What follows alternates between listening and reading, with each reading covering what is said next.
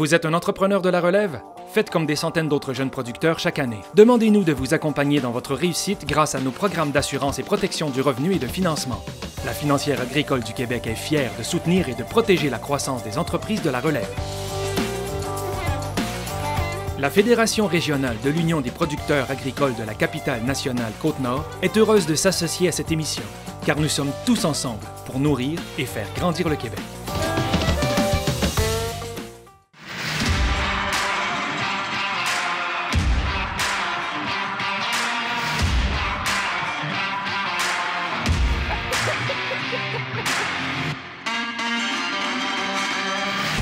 Bonjour tout le monde et bienvenue à La Voix agricole. Cette semaine, une émission spéciale sur l'agriculture urbaine. Et pour ce faire, nous allons rencontrer Sophie Tremblay-Simard au Jardin collectif La Tomate Joyeuse à Charlesbourg. Et ensuite, nous allons nous diriger vers l'agriculteur urbain Rémi Carrier pour aller découvrir son entreprise. Alors, je vous souhaite une très belle émission. Une joyeuse, une bonne, une drôle, une émission. Je vous souhaite d'avoir une émission.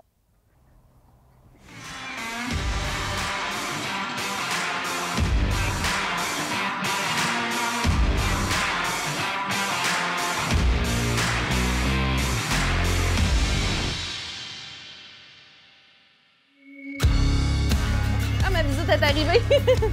Salut! Oui, toi? Bonjour, je m'appelle Sophie Tremblay-Simard. On est dans le jardin collectif La Tomate Joyeuse à Charlesbourg, dont je suis la coordonnatrice. Je suis aussi présidente du conseil d'administration du réseau d'agriculture urbaine de Québec.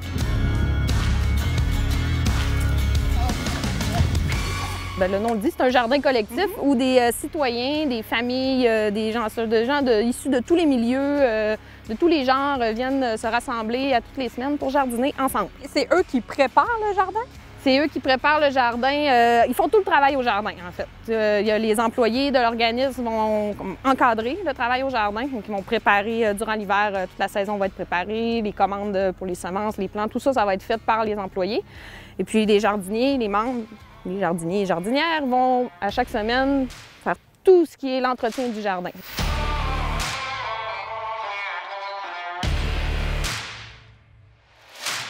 Ils vont payer un coût en temps donné. On leur demande d'être présents 3 heures par semaine, c'est-à-dire une période par semaine. Ça pourrait être plus, mais c'est un minimum. Puis on leur demande d'offrir 3 heures de bénévolat dans l'année pour une autre activité en lien avec l'organisme. Ça va être en dehors du jardin, comme par exemple être présent au kiosque à la fête des semences et de l'agriculture urbaine. OK. Et là, tout à l'heure, on discutait, oui, les membres repartent avec un panier, mais il y a sûrement des surplus de légumes parce qu'il y a beaucoup de choses dans votre jardin. Qu'est-ce qu'on fait avec les surplus? Les surplus, souvent les membres vont en amener plus s'il y en a beaucoup, mais on a aussi des ententes avec les comptoirs alimentaires, les services de distribution alimentaire de Charlesbourg. À chaque semaine, on donne 30 paniers à des familles dans les comptoirs alimentaires. Ils viennent les chercher au jardin. Ça, c'est dans le cadre d'un projet, les Moissons de Martine, qui est financé par la santé publique. Donc, on a vraiment, je dirais, 1/6 de notre production qui est dédiée au comptoir alimentaire de Charlesbourg.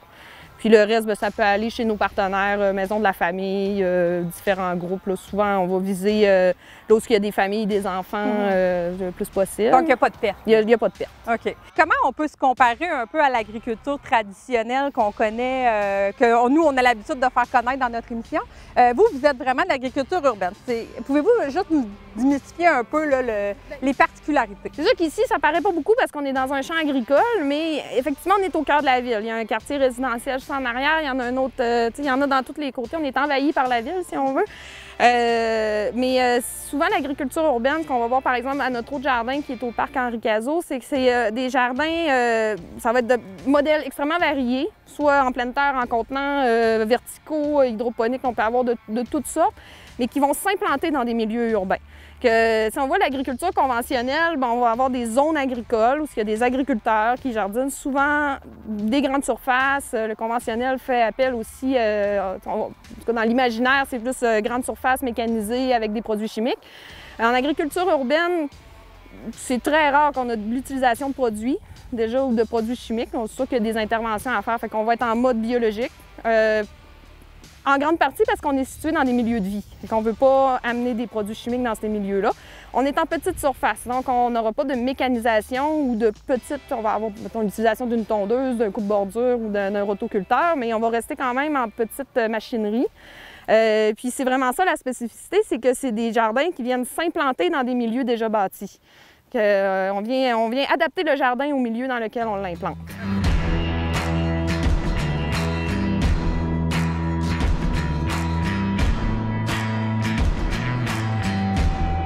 Tout est bio ici. Puis avez-vous des problèmes justement, mettons, avec les insectes, avec des choses qui peuvent... Oui, comme dans tout jardin. C'est sûr qu'on a, comme on voit les patates, on a toujours de la dorifère à chaque année. Okay. Mais ça devient comme un jeu. Là, ça fait partie des tâches à faire au jardin. Okay. Quand on est en période d'insectes, de ponte, ou qu'on le sait qu'il y en a, on les a vus, bien là, à chaque période, il y a 3 périodes par semaine. À chaque période, les membres vont avoir une équipe qui vont faire le tour des plants. Pour faire du dépistage, enlever les insectes si besoin. Fait que c'est comme intégré dans la routine. Quand ça va, c'est vraiment surveillé. Il y a des places comme...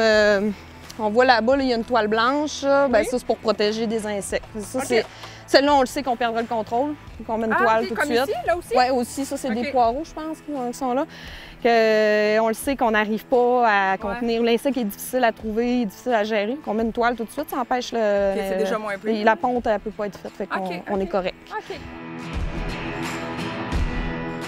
Comment ça se développe, ce réseau-là? Ça se développe c'est très bien, ça va très vite.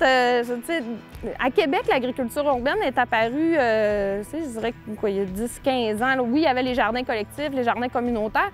C'est surtout les urbaculteurs qui ont fait le démarchage, qui ont débroussaillé le gros là, pour mettre en place des jardins, faire connaître ça, faire aimer le jardin, l'agriculture urbaine. Le réseau d'agriculture urbaine, c'est rassembler de manière informelle là, les différents acteurs de l'époque se sont mis ensemble pour mettre en place la fête des semences et de l'agriculture urbaine pour vraiment faire la promotion de ce nouveau mouvement. C'était très méconnu. C'est un petit peu actif à Montréal avec le Haut-Lab, puis c'était en démarrage. Depuis 2 ans, on a officialisé le réseau d'agriculture urbaine pour donner une belle vitrine, pour vraiment faire la promotion de ce mouvement-là, pour démontrer que c'est pas juste une lubie, une folie là, dans la tête des gens, que c'est vraiment un mouvement qui existe partout sur la planète, puis que nous aussi, on est capable de l'implanter. C'est sûr que la fête des semences reste un des vecteurs d'information assez majeurs à Québec.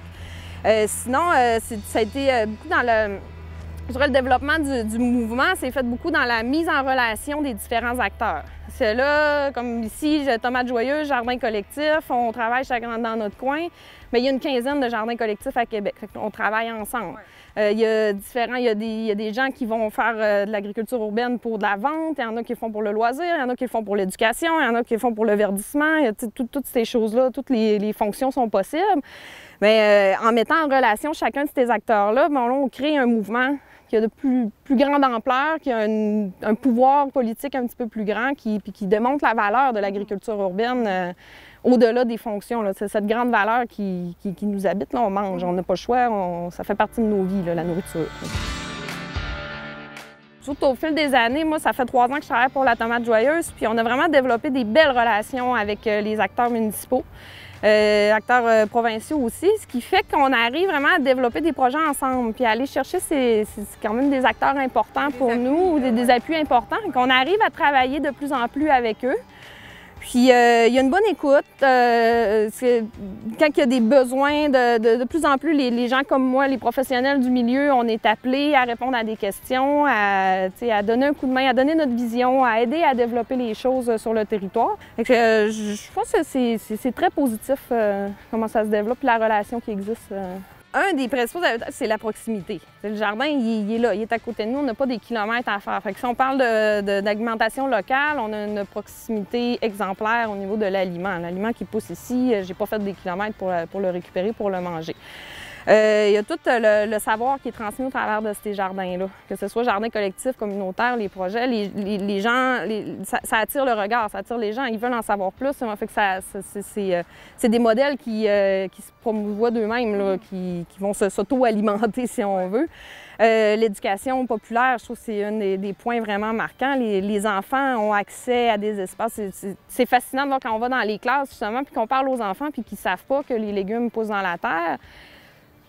c'est dans l'agriculture urbaine qu'on vient toucher ces jeunes-là qui ne sortiraient pas nécessairement de leur milieu. On peut toucher facilement les milieux défavorisés. Là, on va avoir une approche, c'est très bénéfique en fait pour ces milieux-là, où on va ouvrir beaucoup les consciences, on va parler d'alimentation, parce que l'agriculture urbaine nous amène à parler d'environnement, nous amène à parler d'alimentation saine.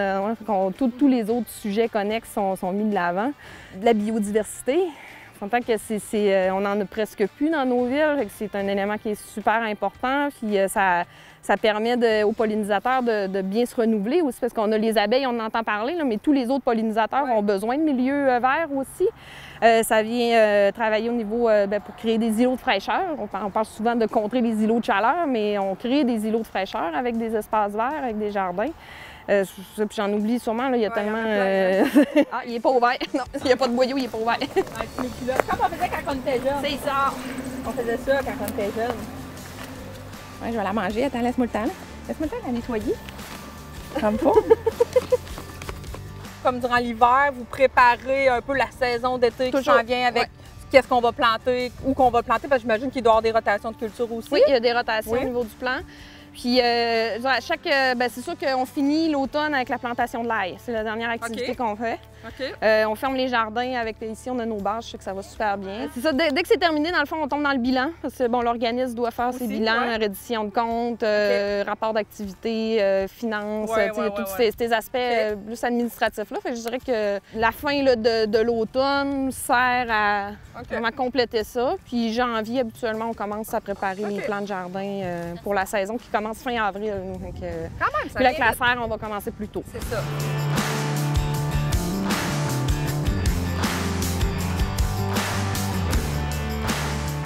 Les principales difficultés qui ne sont pas reliées aux techniques agricoles, parce que ça, d'un terrain à l'autre, on s'adapte, c'est les réglementations qui ne sont pas adaptées. Je disais, les villes n'ont pas fait leur réglementation en fonction de l'agriculture urbaine, ça n'existait pas.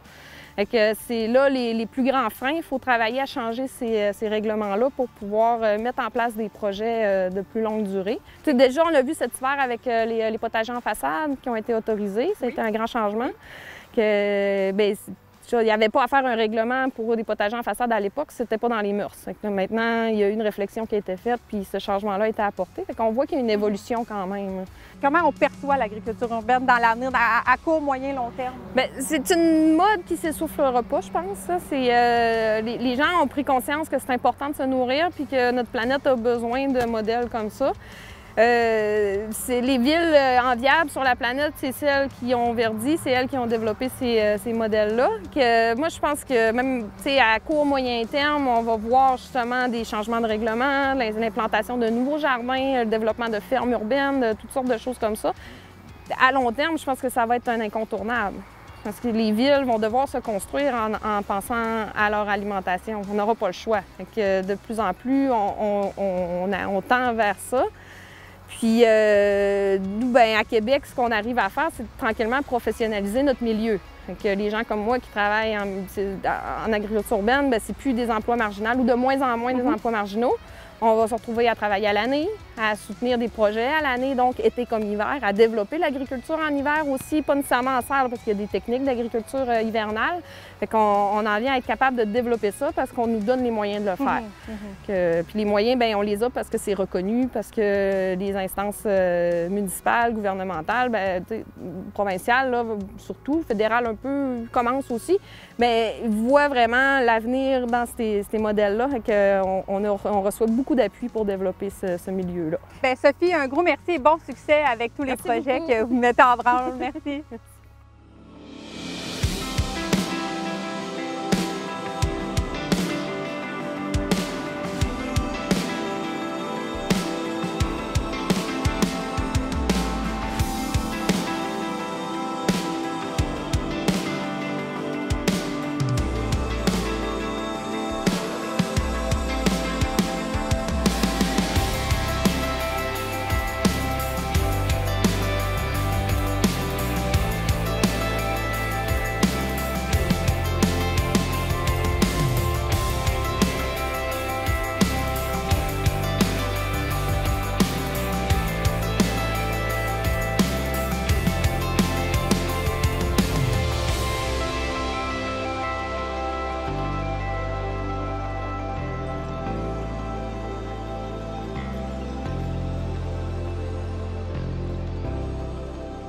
Le réseau AgriConseil est fier de soutenir la relève agricole ainsi que les producteurs agricoles de la capitale nationale dans leurs divers besoins en matière de services conseils. Les aides financières offertes par les réseaux AgriConseil sont rendues possibles grâce au programme Service Conseil 2018-2023 en vertu du Partenariat canadien pour l'agriculture.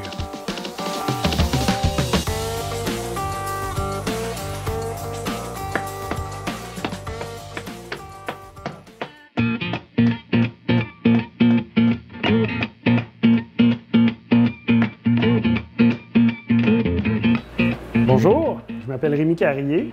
Mon entreprise, c'est l'agriculteur urbain et on est dans le parc industriel Saint-Malo, dans la ville de Québec.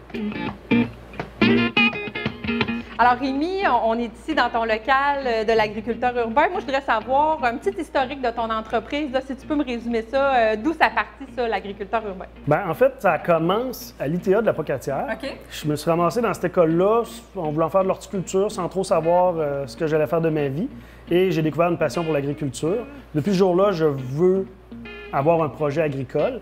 Et je vieillis, mes cheveux blanchissent et j'étais en plein cœur de la ville de Québec. Je me suis dit, je vois pas le jour où je vais aller en campagne, donc les technologies le permettent. J'amène mon projet en ville puis j'essaye, je me lance. Tu as commencé en quelle année ton projet? Ça fait 2 ans que j'ai commencé, en 2017.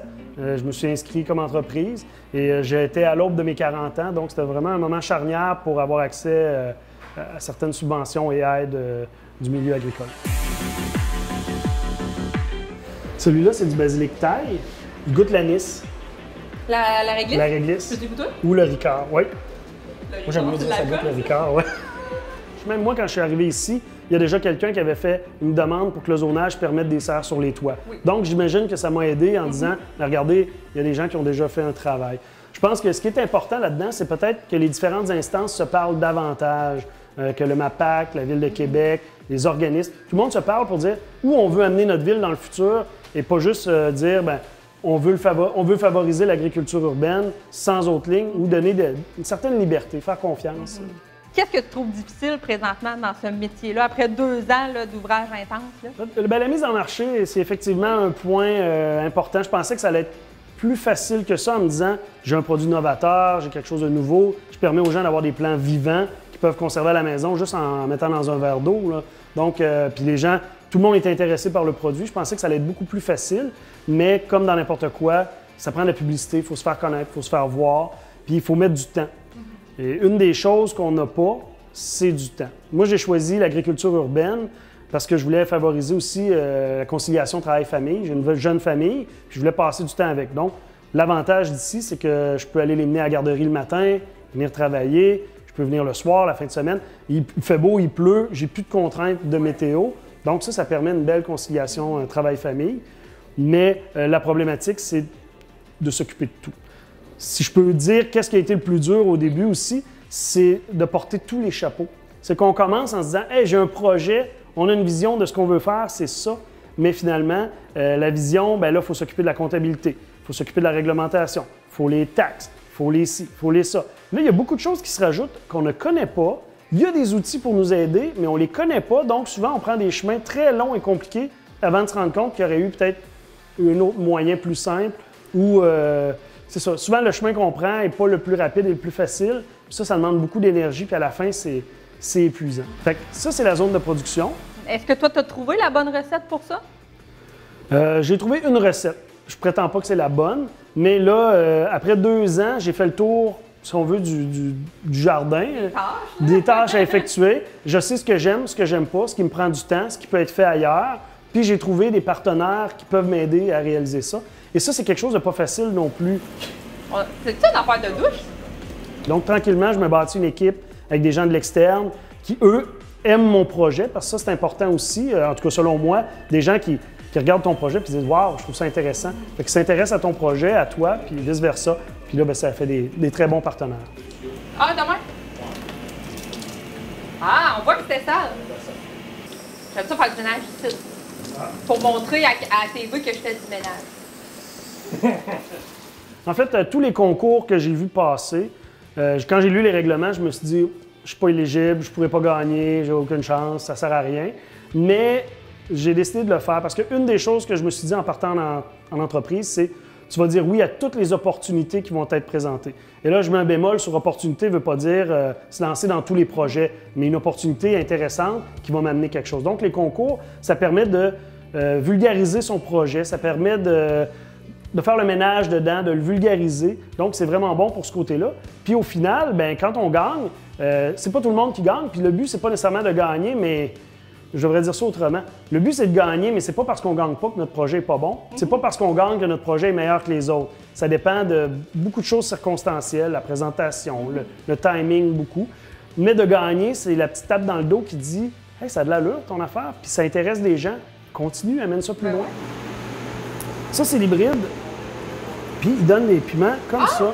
Rond. Tu vois, son... Ah ouais? On peut en prendre un. Sers-toi.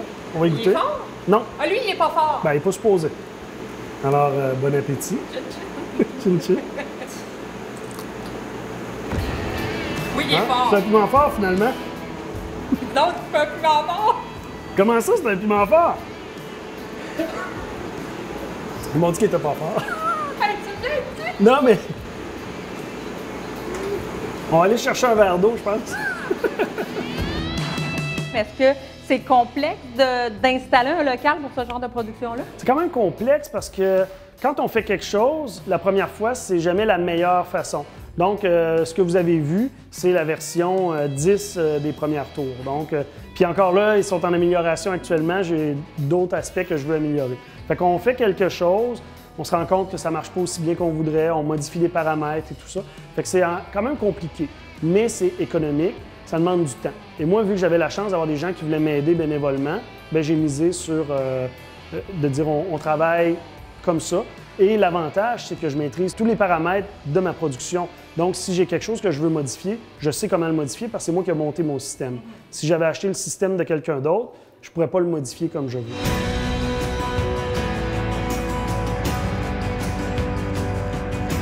Fait que c'est des étagères. Puis moi, j'ai décidé finalement de travailler en étage comme ça. Okay. Donc, j'ai une pompe qui envoie l'eau dans les airs. C'est le même procédé, là. C'est ça. C'est ça. C'est la même affaire. En fait, une fois que j'ai fait ça, après, j'ai transféré la technologie, si on veut, dans les murs. Donc, l'idée, c'est de monter l'eau dans les airs, elle descend, elle circule dans les tuyaux. Puis, en travaillant avec que des bacs individuels, ben, tu as l'inconvénient que tu dois les remplir individuellement plutôt qu'un gros système. Mais s'il arrive un problème, c'est juste une étagère. Exactement. Okay. Tout est séparé. Fait que ça me permet aussi de jouer sur des solutions nutritives différentes, de faire des essais. Donc, il y a beaucoup de choses comme ça, qu'on peut faire. Et là, tantôt, je t'ai fait le commentaire comme quoi tu étais pratiquement à l'abri ici, pas d'intempéries, pas de bébites, pas rien, mais finalement, c'est des plantes, c'est du vivant, on n'est pas à l'abri de tout ça nécessairement. Non, je suis à l'abri des intempéries, puis j'ai un climat qui est stable. Oui. Donc, l'hiver, il ne fait pas trop froid, l'été, il ne fait pas trop chaud. Il me suffit juste de contrôler quelques paramètres. Mais côté insectes et maladies, je ne suis pas à l'abri. Et étant donné que c'est un endroit qui est plus restreint, moi, je ne voulais pas utiliser de pesticides, donc j'y vais avec des insectes prédateurs. T'as-tu un puceron là-dessus? Ouais. Bon, là, il y a un puceron là-dessus. Viens manger. C'est pas demain que ça se passe. Mais... Quand la guêpe arrive au-dessus avec ses antennes, elle détecte. Il est prêt à parasiter. Elle se plie, elle pique. Puis tu vois le puceron qui shake un peu des fois ou non. Donc, on a beau connaître des insectes nuisibles, savoir qu'il y a des insectes prédateurs. Quand on introduit des insectes prédateurs, ça ne fait pas effet instantanément. Ils ont besoin de coloniser, parasiter, se reproduire. Donc, il y a toujours des délais. Fait que si j'ai un conseil à donner sur la lutte antiparasitaire, c'est de vraiment le dépistage. Tout le monde le dit. Et moi, il a fallu que je l'expérimente. Au début, j'ai eu des insectes. J'ai dit, il n'y en a pas beaucoup, c'est pas grave. Et à un moment donné, il y en a eu beaucoup plus. Il a fallu que je dise, bon, ben là, j'ai peut-être trop attendu. Fait que faire un bon dépistage, savoir reconnaître les insectes, puis voir quand ça vaut la peine de dire, OK, j'ai introduit des insectes. Parce que quand on les achète, ils ne sont pas livrés le lendemain non plus. Fait que souvent, on voit l'insecte nuisible. Si on veut le prédateur, il faut le commander. On a un délai peut-être de 1 à 2 semaines, dépendant de la période de l'année. Donc, c'est la gestion. Comment tu vois l'avenir de l'agriculteur urbain? Bien, si, mettons, je laisse aller mon imagination, j'ai voulu développer un modèle d'affaires qui pouvait démontrer qu'on pouvait faire de l'agriculture à petite échelle en ville, sans se ruiner, sans avoir des projets de millions, centaines de milliers de dollars ou des millions. Donc, je l'ai fait avec un budget abordable. Puis je me dis, c'est un modèle d'affaires qui pourrait peut-être être facilement exportable dans d'autres villes au Québec. Je vise pas le monde, mais d'avoir des agriculteurs urbains, ce ne serait pas moi, parce que je veux une agriculture de proximité, mais il pourrait y avoir des gens comme moi dans d'autres villes qui prendraient le même modèle d'affaires que moi, peut-être sous ma bannière ou avoir la forme que ça pourrait prendre. OK. Bon, ben Cathy, là, on va faire les semis. Alors, on sème dans la laine de roche. Et ben, il y a un trou, mais moi, je fais plusieurs trous pour mes plantes. Tu mets plein de... Exactement. T'en mets combien? Là, dans ce cas-ci, la boîte de 13 est presque vide. OK. Fait qu'il va falloir faire 13 trous. Bon. Fait que je te laisse faire ça. OK. Moi, je vais en faire aussi de mon côté. Ça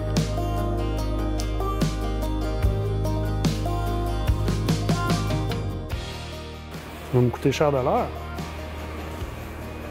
Toi, qu'est-ce que tu fais? Ben moi, je le fais, mais avec mon gabarit, c'est pas mal moins long que le faire avec juste un crayon. Ah! Je te l'aurais bien prêté, j'en ai juste un. Ah! Fait que, Bon, c'est pas grave, hein? 10, 11, 12, 13, je te dérange pas, hein, que je compte? non, moi, ça me plaît. Moi, je mange des piments forts, ils sont pas supposés d'être forts. Puis je fais des trous à mi-peine de même, un à la fois avec un crayon. Tous les jours, je me dis, on continue, c'est tout ce qu'il y a à faire. Donc, embûche, pas embûche, on continue. Rémi, merci beaucoup. Ça me fait plaisir. Merci d'avoir été des nôtres pour cette émission de La Voix agricole sur l'agriculture urbaine. Et merci à nos deux invités de cette semaine, Sophie Tremblay-Simard de la tomate joyeuse et Rémi Carrier de l'agriculteur urbain. Et moi, avant de partir, ben là, il faut que j'aille m'enlever le goût du piment fort dans la bouche. Fait que je vais demander à Rémi s'il n'y a pas un piment doux. Il faudrait juste qu'on sache c'est quoi la différence entre un piment fort et un piment doux. Fait que je vais aller voir Rémi pour ça. Bonne semaine! Cette semaine, nous allons discuter de la santé psychologique des producteurs agricoles. Pour ce faire, nous allons rencontrer Geneviève Racine de l'Ange Gardien sur la côte de Beaupré, qui a vécu le suicide de son conjoint. Est-ce que vous ennuyez de ça, les vaches? Puis, ouais.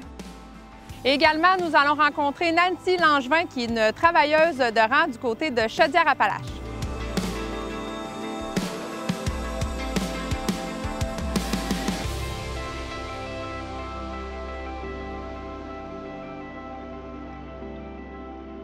Et sur ce, je vous souhaite une belle semaine.